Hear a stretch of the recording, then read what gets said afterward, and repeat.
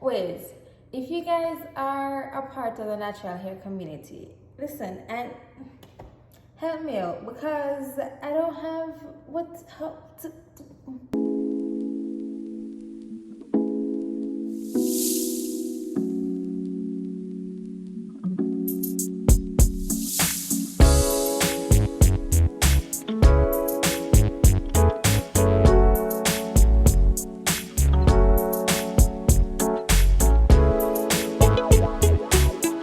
Hi guys, hello. I laugh a lot. I don't know if you've realized, but I'm a laugher. Anyway, thank you for clicking to watch this video. I don't know what trajectory this video is going to take. I don't know exactly what I'm going to talk about. I guess whatever the title says, that's what I'm going to talk about. But I do know that it's going to surround maybe things I wish I knew before I decided to buy a house. I don't know. It's things I wish I knew. And maybe if I had known these things, I would have purchased a home sooner. Maybe if I had known these things, I would have been more prepared. I don't know. I don't know exactly what I'm going to mention, but that's the angle that I'm going to be talking from. I think the first thing that I want to mention is that when purchasing a home, you do not need hundreds of thousands of dollars sitting in the bank. I think that this is a very common misconception just because home ownership is not something that we're taught. It's not something that we learn in school. It's not something that we learn at home. Now, if you're in a different environment than I grew up in, and maybe you were lucky enough to be taught about purchasing a home, it's something that most of us want out of life, but it's not something that we talk about within our homes. We always say, oh yeah, we want to purchase a home, but it's not talked about in the sense that, oh yes, this is what you need to do if you really want to purchase a home. So we don't know. The general idea is that 20% of the selling cost is a good amount to put down. Now for everybody it's going to be different. If you don't have 20%, most times it is okay. It's just that your mortgage payments are going to be higher, obviously. So, I mean, you know your bank account, you know what you can afford. It's just up to you, really. A lot of times, lenders will give you 3%. Deciding on a lender is something that I took very, very seriously. It was a big deal for me, and I sent out so many inquiries. Josh was annoyed because he kept getting calls and texts and emails from all these different agencies. He didn't know who was who. He didn't know who I was sending stuff out to. So I was asking every single agency in my area. I was inquiring with everybody. I wanted to know how much I would qualify for, what would be my loan term. I wanted to know everything. I asked so many questions. So when deciding, of course you're going to work with who works best with you. I did not just take in consideration how much I would qualify for or the loan term or the interest rate. I took in consideration how quickly they responded to me because come on, this is a big deal. I know that not everybody would take these seemingly little things into consideration, but for me, especially them responding in a timely fashion, that was very important to me because with my purchasing experience, there were a lot of times when I had to contact my lender outside of business hours and I needed a response then and there. I needed to know what was going on. I needed him to tell me, okay, I don't have this document, would this document suffice? I don't have this, can I do this? I have this, however, I can't scan it right now. There are a lot of things because I was on a deadline. I needed to be in my house by July 1st. So I needed somebody who was like right on the ball. I needed somebody who had a realtor ready for me. So things like this were things I took into consideration. Now you might not, everybody's different stroke for different folk, they say. I don't know, but regardless, you do want to shop around. You don't want to stick with the first person that gives you a quote. Something else that I want to touch on is credit scores. Now obviously you need a good credit score to purchase a home, but what is a good credit score?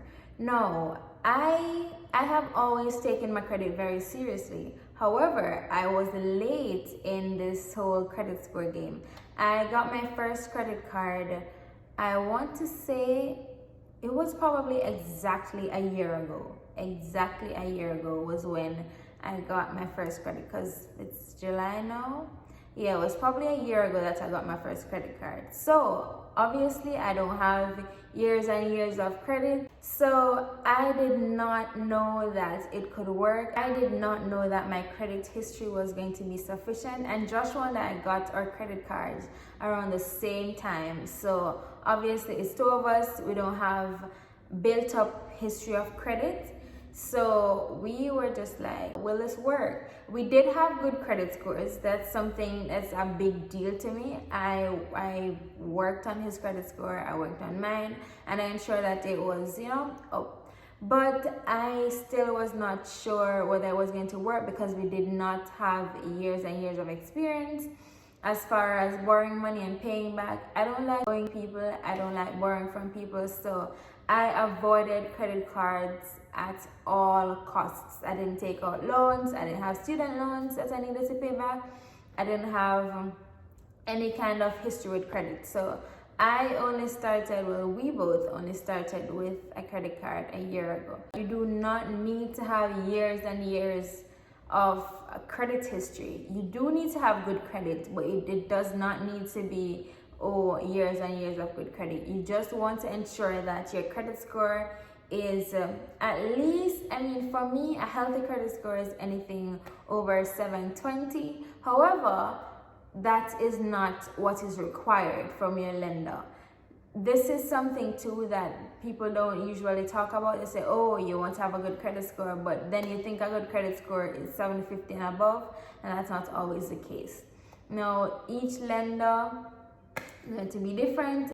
Another noteworthy mention, I think, is that you need at least 2 years of employment history, full-time employment history. So you want to have, going back 2 years, you want to have proof that you had been working full-time for those 2 years, and you want to be able to get in contact with those employers. So if it's that you switch jobs, you want to be able to get in contact with anybody you've worked with over the past 2 years. You want their phone number, you want their email address, you want the business address, you want to be able to get in contact with them.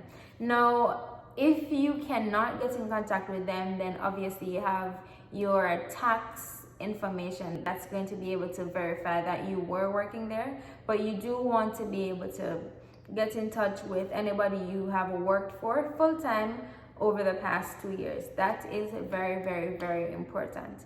If it's part-time, I don't know how it works if it's part-time, because I do know that with us, when we were speaking to our lender about this, he was like, yo, I don't want to hear about part-time jobs, I want to hear about full-time. So I don't know if it was just our lender or if it's over. I probably should have researched that prior to making this video, but I didn't. So I can just tell you what he told me, which was that he did not want to hear about anything part-time. I think if it is that you had a full-time, I don't know, honestly. I just know that you need 2 years of employment history. Check with your lender if you're purchasing a home, or just check Google and see if is everybody that just does not want any part-time job information, or maybe it was just my lender. But yeah, you want at least 2 years of employment history, and you want to be able to get in contact with them. If not, they can find a way around it, but to be safe, you want to be able to say, okay, yeah, I worked here, this is their phone number, this is the manager, yada yada, because they have to reach out to them and get them to confirm that you were working with them. Something else that I think should be noted is that it is not a 2-week thing. It's not something that you just say, oh, I found a house, I have my money, let's just get to it. It's not like that. No, no, no, no, no. There are steps that you need to climb.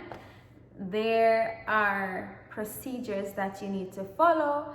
It is not a 2-week thing. Now, for me, I purchased my home in, I want to say, 3.5 weeks or so, maybe. It was not a full month, but it was almost a month. So yeah, let's call it a month. And it was a very quick sale. Now, not everybody is going to be able to purchase their home in a month. Not everybody should be rushing to purchase their home in a month. If you have time, then take your time and do it right.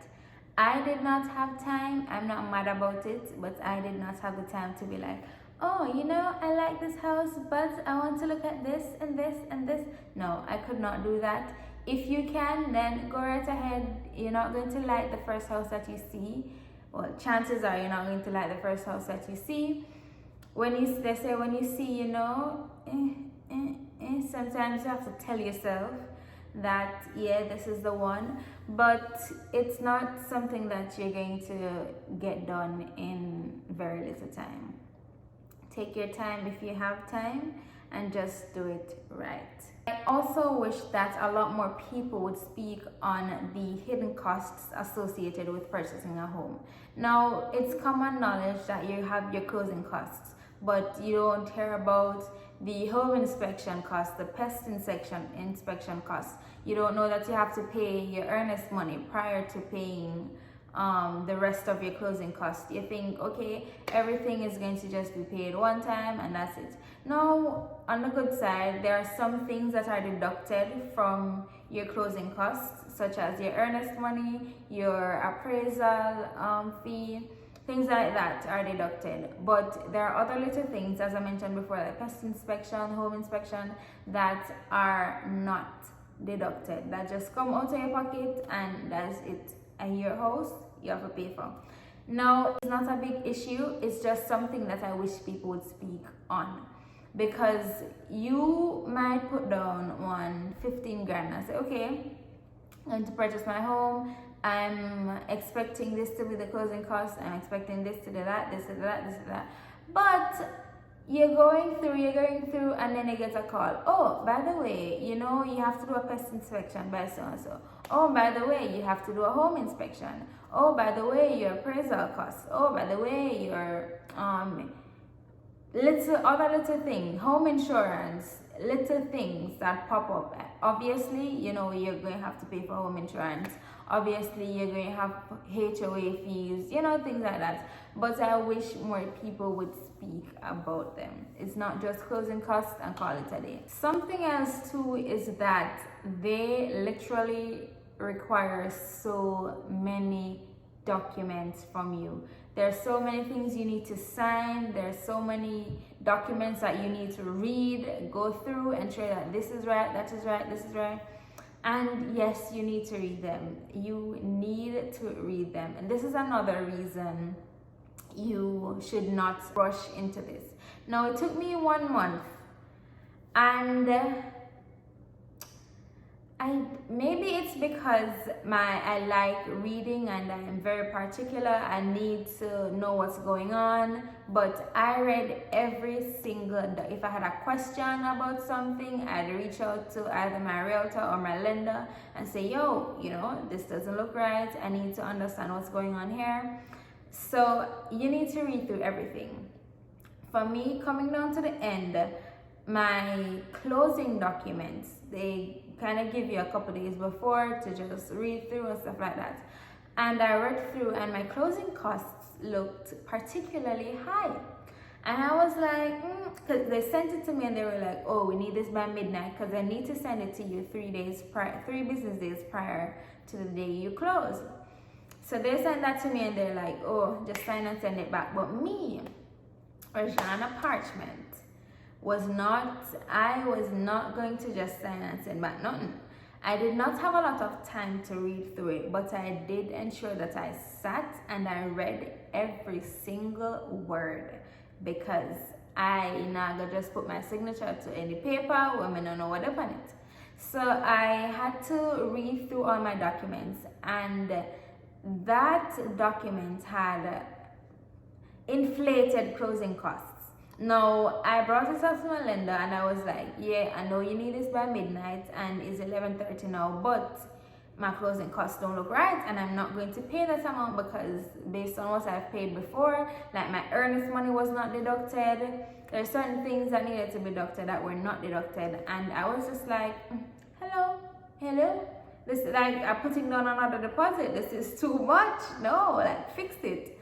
So he explained to me what was going on, stuff like that. But you need to read through your documents. There's a lot of things that are required. They needed, listen, we were signing, it felt like we were signing away our lives. They needed everything. I wish I knew I would have had to write as many letters of explanations as I had to write. Now, this might not be the same for you, but this was the case for me.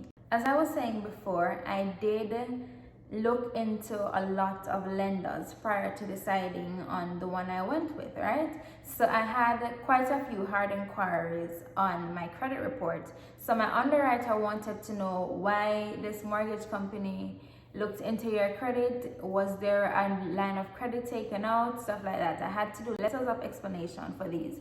And a letter of explanation is really just a brief document telling your underwriter why something is the way it is on your credit report or on other financial documents that you may have submitted. So it's pretty much just a brief thing telling them why something is the way it is, if there was a new line of credit formed, why you, say for instance, you sent a lot of money to somebody. Why did you send this much money to this person? Or somebody sent a lot of money to you. Why did they send a lot of money to you? I had to do a letter of explanation for myself because we were using our joint account for a few things. So we had to write a letter of explanation saying, oh, each party has full access to this joint account. And it's like, have you told any of the funny, sir? Why would we not? But yeah, we had to do a letter of explanation, even for that. If I took out a credit card, I had to explain to say, yeah, I took out a credit card. Or even if I never took out a credit card, but I applied for something that required them checking my credit, I had to explain, yo, this is because I did this is because I did that. I said in my last video that I was thinking about getting an apartment prior to deciding that we wanted to purchase a home. And because I went through that process, the apartment company, the agency, the complex, they did a hard inquiry on my credit report. So I had to explain, oh, by the way, this is because I was looking into getting an apartment prior to purchasing a home, but no, I did not get it. So I had to do a lot of explanations. I wish I knew that I had to do all those. I mean, they tell you all the time, don't take out new lines of credit, don't make big purchases, don't make big deposit, don't take out a lot of money out of your account, stuff like that. They want your account balance to be as close as it was to when you first signed up. If you're unlike me and you have sufficient time prior to purchasing your home, then obviously you have time to say, oh, let me not make any big purchases, let me not buy a car, let me not rent an apartment, stuff like that. Before you decide to go and purchase a home, let me not take out new lines of credit. But we did not have a lot of time. It did not affect the purchase of our home. It just put on a little extra work having to do letters of explanation for everything. So yeah, I wish someone had told me at a younger age that this was attainable. I know I'm not old, obviously I feel old, but I know I'm not. However, I wish at 19 somebody would have told me, you know, you can purchase a home. It's something that you can do. You don't need to be a lawyer working 6 or 7 figures, you know, and your first home does not need to be in Beverly Hills. I wish someone would have said to me, hey, you know, you can do this. But, you know, we don't teach our children that this is a goal that can be crossed off their list before they get married and have children. We don't tell them that this is something that they can do at an early age. So I wish I knew this earlier.